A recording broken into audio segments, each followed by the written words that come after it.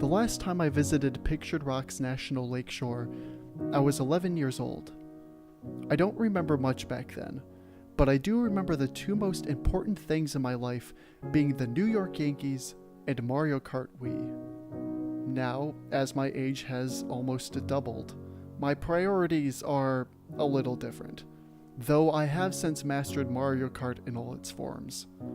But the memories I hold of Pictured Rocks from that summer are hazy at best. So I thought I would make my way back there again, and hopefully hold some more concrete memories of a place worthy of a 5-star rating, according to all 4 people who reviewed it on Google Maps. As I'm getting ready to leave, I'll tell you a little bit about Pictured Rocks. Oh, I also had to stop by my parents' house along the way to pick up some camping gear, and to pet Ramona. So, Pictured Rocks borders the Lake Superior shoreline and stretches 42 miles. The cliffs get their name from the streaks of mineral deposits such as copper, iron, manganese, and limonite. These minerals leave behind various colors that look like they've been painted onto the sandstone that dates back 500 million years ago, when Earth experienced its first explosion of life. If I remember anything from my previous trip to Pictured Rocks, it was probably the shallow caves carved out by Lake Superior and the rock formations that resembled castle turrets. It was declared the nation's first national lakeshore in 1966 and received a record 777,000 visitors in 2016, which, for scale, is roughly the population of Guyana in South America. While I was setting up my tent, the people adjacent to my campsite walked over to me and asked if I had any weed. I shook my head, they shrugged, and walked away. After I went on a short hike. I spent most of the following morning walking along the Lake Superior shoreline. One explorer in the late 19th century walked the entire shoreline of the lake, a total of 1,555 miles, and later remarked that it felt like walking around the entirety of the United States.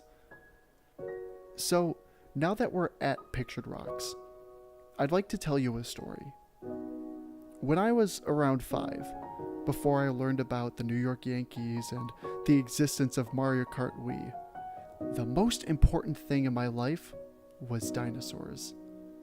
Around Christmas time, I would often try sneaking my toy dinosaurs in the nativity sets my mother would set up around the house. I would place them in the back, as though the bright orange plastic velociraptor didn't stand out among the fragile porcelain figures of wise men and sheep. They never lasted more than a few hours before my mother would pluck them out. I remember arguing my case to her once, stating that because dinosaurs and Jesus both existed a long time ago, there had to have been some in Bethlehem. The evidence was clearly on my side. But my mother just smiled and shook her head. She took out a scrap of paper that I had been drawing on and a pen close by. She drew a line on the paper and made a divot toward the end. That's when people were first around, she informed me. Then she went further down the line and made another divot, saying, "This is when dinosaurs were alive." There is a large, indisputable gap between the two divots. My case was defeated.